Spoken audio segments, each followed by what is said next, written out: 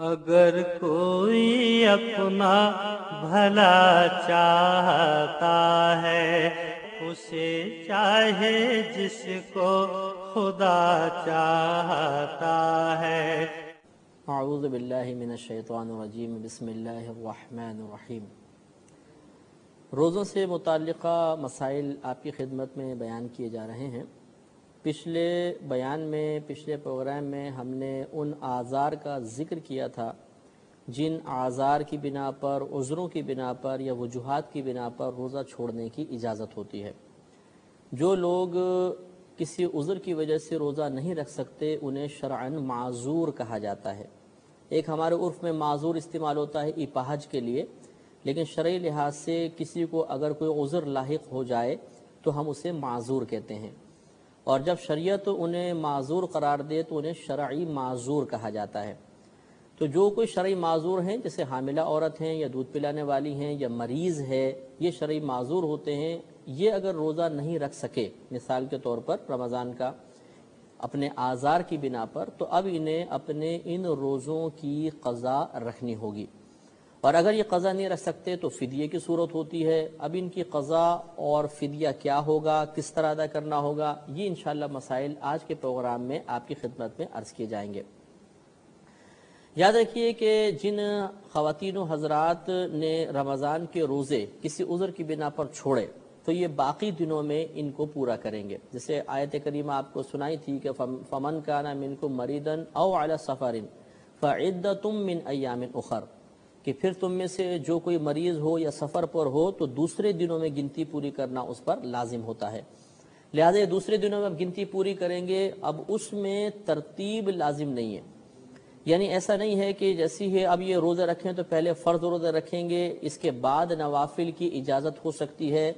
पहले नवाफिल अदा नहीं कर सकते, ऐसा नहीं है। अगर चाहें तो बीच में नफली रोज़े रख लें अपने पहले, इसके बाद पूरी ज़िंदगी अब इसका वक्त है कि ये इन रोज़ों की क़ज़ा अदा कर सकते हैं।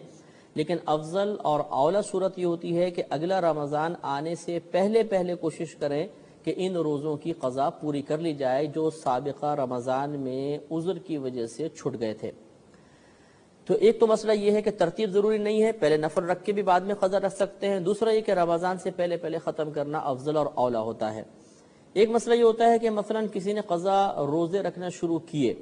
गैप के साथ, मसलन एक महीने में एक रखा, दूसरे महीने में दूसरा, फिर तीसरा, फिर चौथा, हत्ता कि अगला रमज़ान आ गया।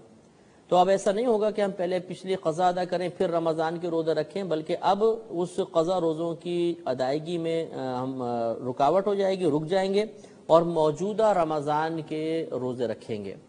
बिलफ़र्ज़ अगर रमज़ान अगला वाला शुरू हुआ और किसी ने उस रमज़ान के रोज़े की नियत नहीं की बल्कि साबिक़ा रमज़ान के क़ज़ा रोज़े की नियत कर ली, तब भी उसका ये इसी रमज़ान का अदा रोज़ा होगा, क़ज़ा रोज़ा नहीं हो सकता। यानी क़ज़ा रोज़े की अदायगी इस रमज़ान में अगले रमज़ान में नहीं हो सकती है। लिहाजा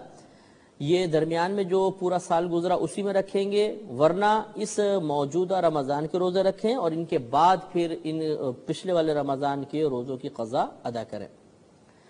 ये भी याद रखें कि अगर बिलफ़र्ज़ कोई शख्स रोज़े रख रहा था, क़ज़ा रोज़े, हत्ता कि उसकी मौत का वक्त आ गया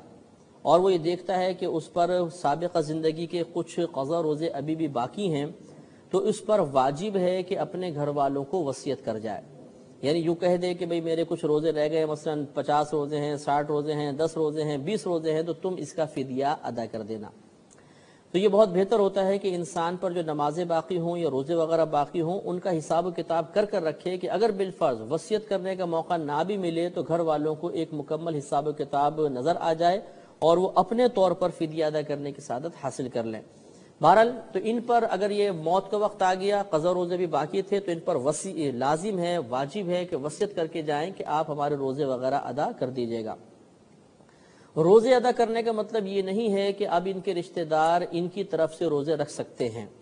बल्कि फ़िक़्ह हनफ़ी की रूह से याद रखें कि जो बदनी इबादत होती है जैसे रोज़ा और नमाज, इसमें एक शख्स दूसरे का नाइब नहीं बन सकता, यानी दूसरे की तरफ से ना नमाज पढ़ सकते हैं ना रोज़ा रख सकते हैं।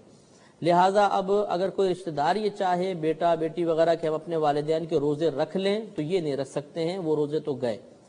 अब अगर ये मैयत वसीयत करके मरी है तो घर वालों पर उस मैयत के तरके के तिहाई से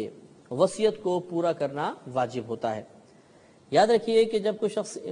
इंतकाल कर जाता है तो उसके माल से 4 किस्म के हुकूक फौरन वाबस्ता हो जाते हैं। सबसे पहले तो उसी माल से कफन दफन का इंतजाम करना होगा। नंबर 2, अगर कर्जा है तो वो अदा करना होगा। फिर नंबर 3 ये होता है कि उस माल का तीसरा हिस्सा अलहदा कर लें।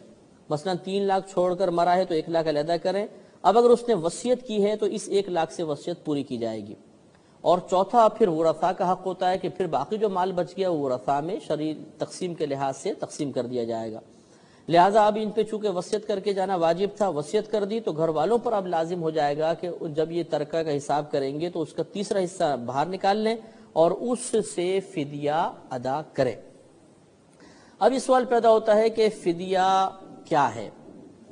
याद रखें कि एक सदका फितर की मिकदार 1 रोजे का फिदिया कहलाती है। सदका फितर की मिकदार से मुराद ये है कि आप घर में जो भी आटा खाते हैं उसके 2 किलो 50 ग्राम आटे की कीमत एक सदका फितर की मिकदार है। तो अगर बिलफर्ज कोई शख्स इंतकाल कर जाता है, वो रोजे अदा नहीं कर सका और वसीयत करके गया था, तो पहले उसका तिहाई माल अलहदा करेंगे। अब रोज़ों का हिसाब कर लें, मसलन 10 रोजे हैं, 20 रोजे हैं, तो हर रोजे के बदले में एक सदका फितर की मिकदार अगर हम किसी फ़कीर को दे दें या हम इस मिकदार को ना दें, इसकी रकम दे दें तब भी जायज़, या फिर रकम भी नहीं देते बल्कि हमने किसी को बुलाकर 2 टाइम पेट भरकर खाना खिला दिया तो ये भी खाना खिलाना कफ़ारा बन जाएगा। क्योंकि 2 टाइम पेट भरकर खाना खिलाना ये गोया कि सदका फितर की मिकदार खिलाना कहलाता है, तो ये सदका फितर की मिकदार ही बन जाती है। लिहाजा 3 चीज़ों से हो सकता है कि या तो आप गल्ला वगैरह गंदम वगैरह 2 किलो 50 ग्राम आटा बेआइन ही दे दें, या उसके जितना 2 किलो 50 ग्राम आटे की कीमत है वो 1 रोजे के बदले में फिदिया दे दें, या तीसरी सूरत फिर यही बनती है कि इंसान किसी को 2 टाइम पेट भरकर खाना खिला दे। और ये अच्छी तरह याद रखें कि खाना खिलाने में किसी सामने वाले को मालिक बनाना ज़रूरी नहीं है, बल्कि आपने घर पे बुलाया किसी फ़कीर गरीब को और उसको 2 टाइम पेट भर के खाना खिला दिया। ये नहीं कहा कि इसको ले जाओ ये तुम्हारा हो गया, बल्कि खिला लिया। इसको शरई लिहाज से इबाहत कहते हैं, खाना मुबाह कर देना, खा लो आप। उन्होंने खा लिया तब भी ये फिदिया अदा हो जाएगा। एक सूरत यह है कि मसलन किसी रिश्तेदार का इंतकाल हुआ और वो वसीयत करके नहीं गए थे। ऐसी सूरत में अब घर वालों पर वाजिब तो नहीं है कि तिहाई माल से उनकी वसीयत पूरी करें, लेकिन ये सादत की बात है कि अपने वालिदैन को, अपने रिश्तेदार को अल्लाह तबारक व तआला की गिरफ्त से बचाने के लिए और मैदान माशर में उनकी इज्जत के लिए और कामयाबी के लिए अपने पास से फिदिया अदा कर दें। तो ये बहुत अच्छे एहसान की सूरत होगी और अल्लाह तबारक व तआला इसका बेहतरीन अजर अता फरमाएगा। एक हमने पीछे मरज़ बयान किया था, उज़र बयान किया था, बुढ़ापा। बुढ़ापे से मुराद क्या है, उसके मसाइल, और ये चूंकि एक इसमें कई मसाइल थे इसलिए मैंने इसको अलहदा रखा है कि अगर कोई बूढ़ा शख्स है और उसका बुढ़ापा ऐसा है कि अगर वो रोज़ा रखेगा तो शदीद अज़ियत और तकलीफ में मुब्तला हो जाएगा और उस शख्स के अब मज़ीद ज़ौफ़ से बाहर आने की कोई उम्मीद नहीं है, कमज़ोर से कमज़ोर तर होता चला जा रहा है, तो ऐसे बूढ़े को शरीयत में शायख़ फ़ानी कहते हैं। शेख कहते हैं बूढ़े को, और फ़ानी माने जो बिल्कुल फ़ना के करीब होता है, तो शेख फ़ानी कहते हैं। इनके लिए इजाज़त होती है कि ये रोज़ा ना रखें। अब याद रखें कि पिछले जितने हमने उज़र बयान किए, जितने माजूरीन बयान किए, उन सब के लिए लाजिम है कि ज़िंदगी में रोज़ा रखेंगे, मौका ना मिले तो फिर मरने के बाद वो मतलब मरने के वक्त वसीयत कर जाएंगे और फिदिये से उनका काम हो जाएगा। शेख फ़ानी को ये इजाज़त होती है कि अगर ये ज़िंदगी में रोज़े नहीं रख सकता और आइंदा भी सेहत की बिल्कुल उम्मीद नहीं है, ये लाजिम है, तो अब इनके लिए इजाज़त है कि ये अपनी ज़िंदगी में ही रोज़ों के तमाम फिदिये वगैरह अदा कर दें, तो इंशाअल्लाह वो रोज़े अदा हो जाएंगे। हाँ, अब इससे ये देखें मसला समझ में आ गया कि अगर एक शेख फ़ानी है, वो ये देखता है कि गर्मियों में रोज़े आए, वो रोज़ा रखेगा तो हलाक हो जाएगा, कमज़ोरी ज़्यादा है, लेकिन अगर सर्दियों में रोज़ा रखता है तो फिर ये कि वो आराम से रोज़े रख सकता है, तो ऐसी सूरत में उसको हुक्म होगा कि अब वो फिदिया अदा नहीं कर सकता, बल्कि गर्मियों में सर्दियों में रोज़ा छोड़ दे और गर्मियों में पूरे 30 रोज़े रखे, या वो मतलब क़ज़ा वगैरह सर्दियों में अदा कर ले। तो यानी अगर गर्मियों का रोज़ा लंबा रोज़े होते हैं तो सर्दियों में वो रखेगा, क्योंकि अगर हिम्मत है तो फिर रखना ही पड़ेगा, फिर फिदिया काफ़ी नहीं है। और अगर रखने की बिल्कुल हिम्मत नहीं है, ना आइंदा सेहत की उम्मीद है, तो फिर फिदिया काम कर जाएगा, ज़िंदगी में फिदिया अदा कर सकते हैं। एक मसला ये भी याद रखें कि मिसाल के तौर पर شیخ فانی نے محسوس کیا کہ میں اب کبھی صحت مند نہیں ہو سکتا، مرض بڑھتا جا رہا ہے، مطلب بڑھاپا بڑھتا جا رہا ہے اور دیگر امراض بھی ساتھ میں ہیں، اور انہوں نے اپنے روزوں کا فدیہ ادا کر دیا۔ لیکن ادائیگی کے بعد پھر اللہ تبارک و تعالیٰ کی کرم نوازی سے ان کو صحت ملنا شروع ہو گئی، جسم میں طاقت آ گئی اور وہ روزہ رکھنے کے قابل ہو گئے۔ ایسی صورت میں جو انہوں نے پچھلی زندگی میں فدیہ ادا کیے تھے وہ فدیہ تمام کے تمام نفل بن جائیں گے، وہ روزوں کا کفارہ نہیں بنیں گے، لہذا اب انہیں پچھلے روزوں کی قضا ادا کرنی ہوگی۔ جن کا فدیہ دے دیا وہ بھی قضا ادا کرنی ہوگی۔ فدیہ ان کے لیے باعث ثواب ہوگا کہ وہ صدقہ ہو گیا، نفل بن گیا، لیکن ان کو اب روزے رکھنے پڑیں گے۔ یہ ایک مسئلہ یاد رکھیں کہ اگر آپ کوئی بھی چاہے بوڑھا شخص ہو، شیخ فانی ہو یا دیگر معذورین ہو، اگر وہ فدیہ ادا کرنا چاہیں تو اب ایسا نہیں ہے کہ ایک ایک دن کا فدیہ ادا کریں، پہلے ایک دن کر دیں، پھر دوسرے دن کا، تیسرے روزے کا، نہیں، بلکہ پورے رمضان کا اگر ایک ساتھ یا 10 12 20 روزوں کا ایک ساتھ وہ فدیہ ادا کرنا چاہتے ہیں تب بھی کر سکتے ہیں۔ مثال کے طور پر 10 مسکینوں کو بٹھایا، انہیں 2 ٹائم پیٹ بھر کے کھانا کھلا دیا تو 10 روزوں کا فدیہ ہو جائے گا، یا 30 روزوں کے جو فدیہ بنتا ہے فی روزہ 2 کلو 50 گرام آٹے کی قیمت جو تقریباً اس دور میں عموماً 25 سے 30 روپے بن جاتی ہے، تو مثال کے طور پر پورے 30 روزوں کے انہوں نے اماؤنٹ نکالا اور جتنا تھا ایک ساتھ کسی فقیر کو دے دیا تو پورے 30 روزوں کا فدیہ ادا ہو جائے گا۔ آخر میں یہ مسئلہ عرض کر دیتا ہوں کہ بعض ہماری بہنیں یہ سوال کرتی ہیں کہ اگر شوہر رمضان کے روزے رکھنے سے منع کرے تو کیا یہ عذر بن سکتا ہے کہ نہیں، اور روزہ چھوڑنے کی اجازت ہوگی یا نہیں ہوگی؟ تو یاد رکھیں کہ شوہر کی اطاعت اسی صورت میں کی جائے گی جب اس کا حکم اللہ تبارک و تعالیٰ اور اس کے رسول کریم صلی اللہ علیہ وسلم کے حکم کے خلاف نہ ہو۔ اگر ان کے خلاف ہوگا تو اللہ اور اس کے رسول کے حکم کو فقیت ہوگی اور شوہر کا کہنا نہیں مانا جائے گا۔ لہٰذا فرض روزوں میں اگر شوہر حکم دے گا تو عورت بالکل اطاعت نہ کرے بلکہ وہ روزے رکھے گی۔ ہاں اگر ایسا ہے کہ نفل روزہ رکھنا چاہتی ہے تو نفل روزے میں اپنے شوہر کی اجازت لازم ہے، اور دوران روزہ بلکہ اگر شوہر یہ کہہ دے کہ روزہ توڑ دو تو ان پہ واجب ہے کہ روزہ توڑ دیں گی۔ اس صورت میں گناہگار نہیں ہوں گی، لیکن آئندہ زندگی میں انہیں قضا ادا کرنی ہوگی۔ تو یہ چند اعذار میں نے آپ کی خدمت میں عرض کیے ہیں کہ جن سے یہ معلوم ہوتا ہے کہ ہم روزہ چھوڑ سکتے ہیں، اور روزہ چھوڑیں گے تو قضا کا طریقہ اور فدیہ کا طریقہ بھی عرض کر دیا ہے۔ ایک آخری بات یہ سمجھ لیجئے کہ بعض اوقات ایسا ہوتا ہے کہ لڑکی روزہ رکھنا چاہتی ہے تو سوال کرتی ہیں کہ کیا ہمیں اپنے ماں باپ سے اجازت لینا ضروری ہے، یا بہن یہ سوال کرتی ہے کہ مجھے اپنے بھائی سے اجازت لینے کی ضرورت ہے کہ نہیں ہے۔ تو فرض میں تو کسی کی اجازت کی ضرورت نہیں ہے،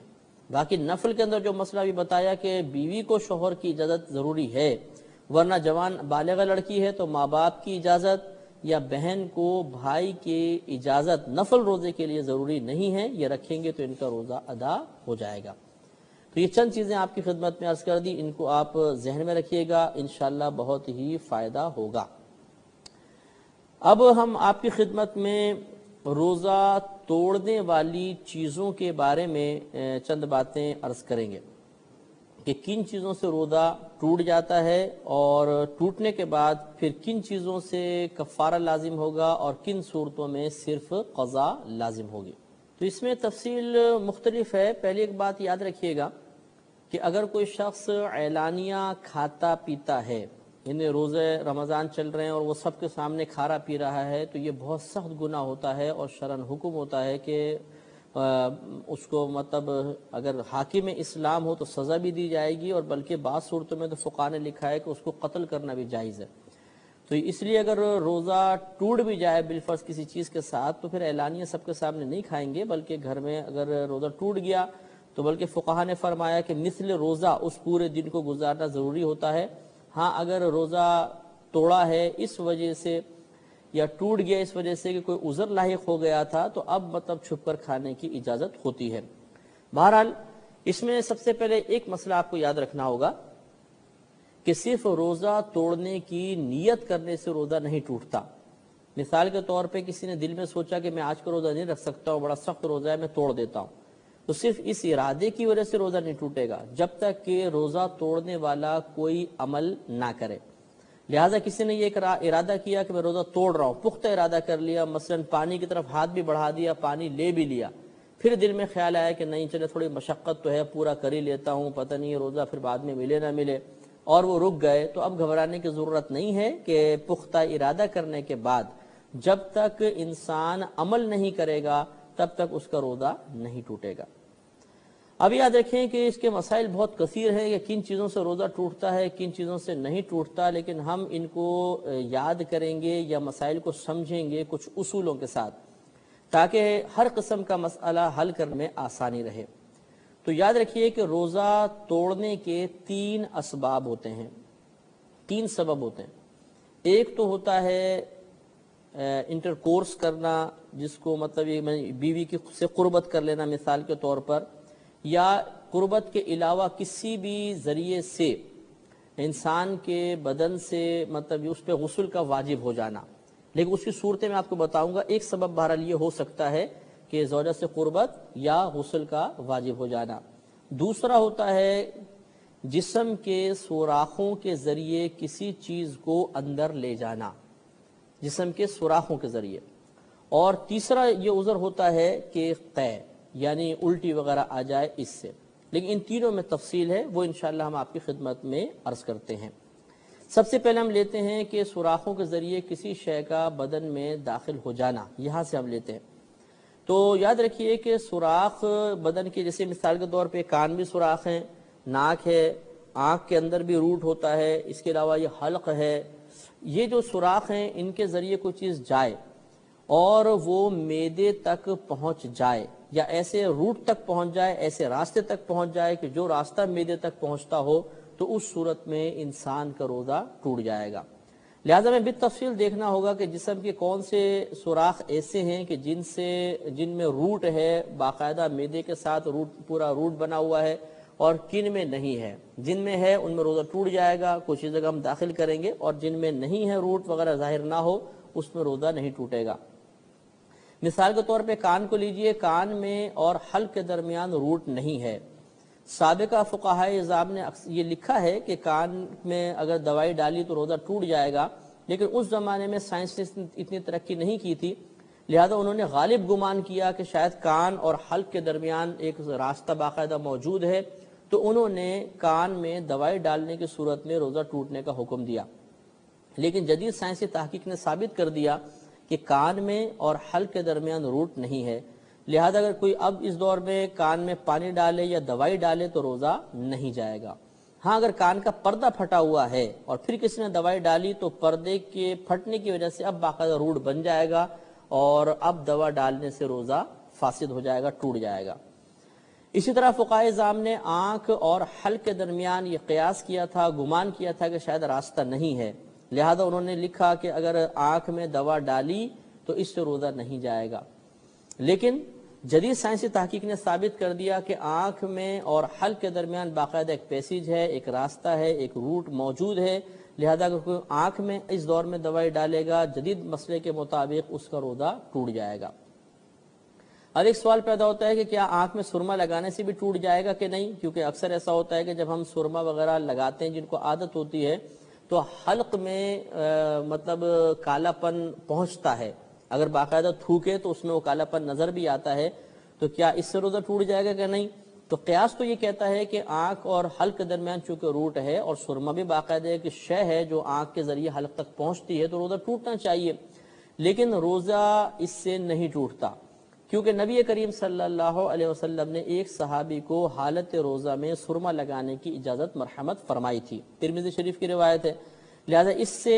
فقہائے اسلام نے بیان فرمایا کہ چونکہ سرمے کے بارے میں نبی کریم صلی اللہ علیہ وسلم کی اجازت باقاعدہ منقول ہو گئی ہے، لہذا سرمے کا استثناء ہوگا، یعنی اس کو ہم روزہ ٹوٹنے والے حکم سے خارج رکھیں گے۔ باقی جتنی صورتیں ہیں، آنکھ میں کوئی بھی دوائی ڈالی، کچھ اور چیز ڈالی جو سرمے کے علاوہ ہے اور وہ حلق تک پہنچ گئی اور پہنچی جاتی ہے عموماً، تو اس سے روزہ ٹوٹ جائے گا۔ اسی طریقے سے اب مثلا ناک میں آ جائیے، ناک میں کوئی دوا ڈالی تو ناک میں اور حلق کے درمیان باقاعدہ روٹ ہوتا ہے، جسے ہم بعض اوقات پانی سونگھتے ہیں وضو وغیرہ کرتے ہوئے یا غسل کرتے ہوئے تو دماغ کو چڑھ جاتا ہے، اندر پہنچ جاتا ہے، اور باقاعدہ بعض مریض ایسے ہوتے ہیں کہ جو ریگولر طریقے سے غذا نہیں کھا پاتے تو ناک کے ذریعے نلکی ڈالی جاتی ہے اور پھر ان کے معدے میں غذا پہنچائی جاتی ہے، تو یہ باقاعدہ ایک ناک اور حلق کے درمیان روٹ ہوتا ہے، لہذا اگر کسی نے ناک میں دوائی ڈالی تو یہ سوراخ کے ذریعے اندر پہنچ گئی، لہذا روزہ ٹوٹ جائے گا۔ اسی طرح منہ ہے کہ منہ میں اگر کوئی غذا وغیرہ ڈالی اور کھا لی تو یہ بھی چونکہ منہ تو ڈائریکٹ حلق سے اور معدے سے تعلق رکھتا ہے، باقاعدہ راستہ ہے اور ہے، اسی لیے اللہ تعالیٰ نے منہ عطا فرمایا کہ ہم کھائیں پیئیں، لہذا اگر کوئی جان بوجھ کر قصدن روزہ یاد ہے اور کھائے گا پیے گا تو روزہ ٹوٹ جائے گا۔ ابھی ہم اس پہ کلام نہیں کر رہے کہ ٹوٹنے پر قضا لازم ہوگی یا کفارہ لازم ہوگا، یہ آگے انشاءاللہ مسائل بتائیں گے۔ فی الحال اتنا بتائیں گے کہ کن سے روزہ ٹوٹ جاتا ہے اور کن سے روزہ نہیں ٹوٹتا۔ تو یہ جو منہ کے ذریعے جو روزے ٹوٹتے ہیں اس پہ تھوڑی سی تفصیل ہے، اور یا منافذ کے ذریعے آپ کے لیے مزید تفصیل ہے، میں عرض کرتا ہوں، یہ ذرا غور سے سماعت فرمائیں۔ ایک تو دیکھیں سوراخ کے ذریعے روزہ ٹوٹنے کی صورت آپ کو بتائی کہ ناک میں دوا وغیرہ ڈالی تو ٹوٹ جائے گا، دوسرا منہ میں کچھ کھایا اور حلق کے اندر سے اتر گیا تو روزہ ٹوٹے گا، تیسری اس میں مسئلہ یہ ہوتا ہے کہ مثال کے طور پر آپ نے کوئی چیز کھائی تھی، وہ داڑوں میں جمی ہوئی تھی حتیٰ کہ سحری کا وقت بند ہو گیا۔ مثال کے طور پہ آپ روٹی کھا رہے تھے کہ سحری اپنے ٹائم دیکھا، بالکل چند سیکنڈ رہ گئے تو آپ نے ہاتھ روک لیا اور کلی وغیرہ بھی کی، لیکن دانتوں میں یا داڑوں کے اندر کوئی غذا رہ گئی، اور پھر مطلب جب روزہ بند ہو گیا تو وہ تھوک کے ساتھ اندر پہنچ گئی، یا آپ نے کوئی مطلب ہڈی وغیرہ چبائی تھی یا بوٹی چبائی تھی، وہ دانتوں میں پھنسی ہوئی تھی اور وہ روزہ بند ہونے کے بعد وہ حلق سے نیچے اتر گئی، پیٹ میں چلی گئی، تو اس سے روزہ ٹوٹتا ہے یا نہیں؟ تو یاد رکھیں کہ اگر دانتوں میں کوئی چیز موجود ہو اور حالت روزہ میں انسان اس کو معدے میں اتار لے تو اب یہ دیکھا جائے گا کہ کیا وہ چیز چنے کے برابر تھی یا نہیں۔ اگر چنے کے برابر یا زیادہ تھی تو روزہ ٹوٹ جائے گا، اور اگر چنے کے دانے سے کم تھی، جیسے عموماً بوٹی کے ریشے ہوتے ہیں یا روٹی کے ذرے وغیرہ دانتوں میں جم جاتے ہیں، تو ان سے روزہ نہیں جایا کرتا۔ ایک صورت ہوتی ہے دھواں پہنچانے کی، کہ مثال کے طور پر آپ کہیں سے گزر رہے تھے، کوئی بس نے دھواں چھوڑا، وہ ناک کے ذریعے اندر چلا گیا، تو کیا اس سے روزہ ٹوٹتا ہے یا نہیں ٹوٹتا؟ تو اچھی طرح یاد رکھیں کہ بہرحال دھواں سوراخ کے ذریعے ہی اندر جا رہا ہے، حکم تو یہ تھا کہ منافذ کے ذریعے کوئی شے اندر جائے تو روزہ ٹوٹنا چاہیے، لیکن یہاں پر شریعت نے ایک قید لگائی ہے، اگر کسی نے جان بوجھ کر قصدن دھوئیں کو اپنے اندر تک پہنچایا تو اس کا روزہ ٹوٹے گا، اور جان بوجھ کر نہیں کیا تو روزہ نہیں جائے گا۔ اب مثال کے طور پہ اس سے مسئلہ حل ہوا، کسی نے سگریٹ پی تو چونکہ جان بوجھ کے دھواں اندر پہنچانا ہے، روزہ ٹوٹ جائے گا، حقہ پیا روزہ ٹوٹ جائے گا، سگار وغیرہ یوز کیا تو پھر بھی روزہ ٹوٹ جائے گا۔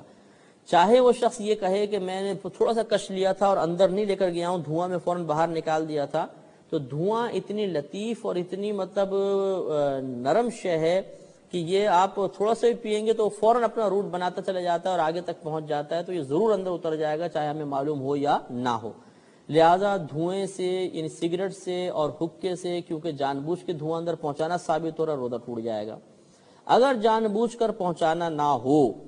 تو پھر روزہ نہیں جائے گا۔ مثال کے طور پہ اگربتی سلگا دی، اب اس کا دھواں پورے کمرے میں پھیل رہا ہے اور صرف آدمی نارمل انداز میں بیٹھا ہوا ہے اور سانس لے رہا ہے اور وہ دھواں اندر باہر جا رہا ہے تو اس سے روزہ نہیں ٹوٹے گا۔ ہاں اگر اگربتی جلائی اور کسی نے جان بوجھ کے ناک قریب کر کے لمبا سونگا اور اب وہ دھواں اندر چلا گیا تو اب چونکہ قصدن دھوئیں کو کھینچ کے اندر لے جایا گیا ہے تو روزہ ٹوٹے گا۔ اس سے یہ مسئلہ معلوم ہو گیا کہ آپ کہیں جا رہے تھے، بس نے دھواں چھوڑا اور سب وہ اندر حلق میں چلا گیا تو اس سے روزہ نہیں ٹوٹتا۔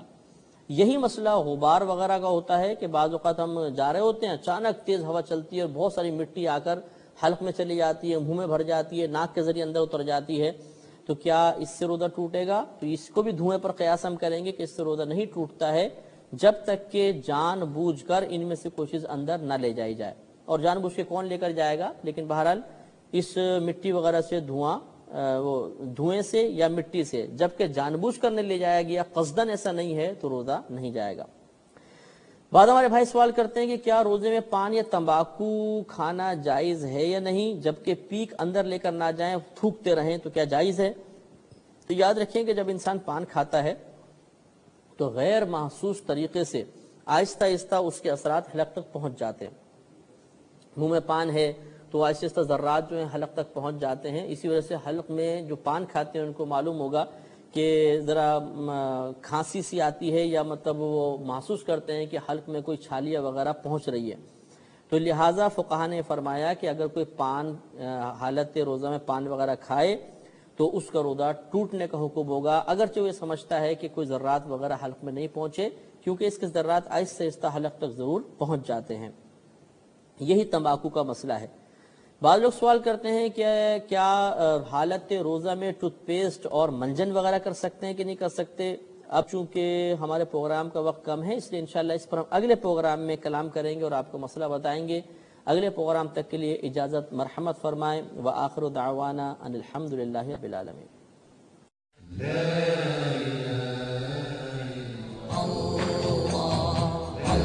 اللہ